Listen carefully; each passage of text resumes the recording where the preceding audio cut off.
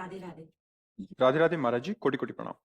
महाराज जी, क्या सब्र की सीमा होती है? अगर हमें लगता है कि हमारे जीवन में किसी चीज की कमी है तो क्या हमें उसे पूरा करने का पूरा प्रयत्न करना चाहिए या ठाकुर जी पे छोड़ देना चाहिए? अपने दिल को समझा लें कि वो हमारे लिए जो सोचेंगे उसी में हमारी भलाई होगी।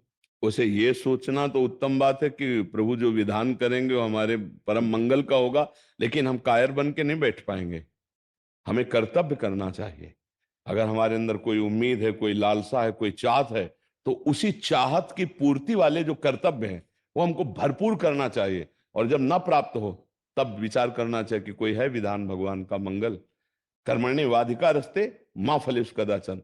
फल की तरफ से हम सुख दुख के समय कृत्वा लाभा लाभो जया जयो। जय पराजय में, लाभ हानि में, सुख दुख में समान भाव रखकर हम अपने कर्तव्य का पालन करें, हम अपने कर्म को करें। कायर बन के बैठने के लिए ना गीता जी बोलती है और ना कोई भागवतिक उपदेश है कि आप कायर बन करके भगवान के भरोसे बैठ जाओ। ऐसा नहीं है। कायर नहीं, अपने कर्तव्य का पालन करो और जय पराजय में, लाभ हानि में, सुख दुख में भगवान के विधान को मानो। कि हमने बहुत मेहनत की लेकिन लाभ जितना मिलना चाहिए नहीं मिल पाया, इसका मतलब भगवान का कोई विधान है ऐसा जो परम मंगल है, हमारा कोई कर्म ऐसा है जो हमको नीचा गिराना चाहता है। हमने प्रयास किया, अब दोबारा प्रयास करेंगे, हम तिबारा प्रयास करेंगे और हम सफल होंगे। कर्म करना हमारा परम कर्तव्य है। कायर बन करके भरोसे पे ऐसा नहीं कहा।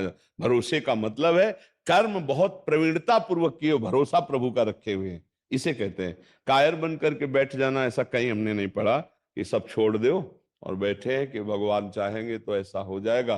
तो फिर तुम्हें मनुष्य जीवन किस लिए मिला? फिर भगवान ने कर्तव्यों का उपदेश क्यों किया? वही कह देते कि बैठ जाओ चुपचाप। लेकिन अर्जुन को बैठने को तो नहीं कहा, उत्तिष्ठ, खड़ा हो जा और चढ़ा प्रत्यंचा और कर युद्ध। भगवान ने कर्तव्य में लगने के लिए कहा, कायर बनने के लिए नहीं कहा। तो इसलिए अपने अंदर जो लालसा हो पहले उसका निर्णय करे, सही लालसा है या गलत। गलत है तो उसका त्याग कर दे, सही है तो उसके लिए कर्तव्य में उतरे। एक बार नहीं, दो बार नहीं, तीन बार नहीं, 100 बार हारेंगे फिर भी हम प्रयास करेंगे। हम भगवान के अविनाशी बच्चे हैं, अविनाशी अंश हैं। हम उपाय करेंगे वो जिससे हम जो चाहत किए वो हमें प्राप्त हो। पर चाहत का निर्णय देख लेना चाहिए, असत है या सत, गलत है या सही। अगर सही है तो प्रयासरत हो, विजय प्राप्त होगी। हम निश्चित उस पर विजय प्राप्त करेंगे क्योंकि हम भगवान के अंश हैं और भगवान नाम जप और भगवत आराधना का बल है हमें, हम विजय प्राप्त करेंगे। लेकिन असद है तो फिर हम उसका त्याग करते हैं। असद वासना की पूर्ति के लिए हम भजन का प्रयोग नहीं करते हैं, सद वासना की पूर्ति के लिए भजन का प्रयोग करते हैं जी।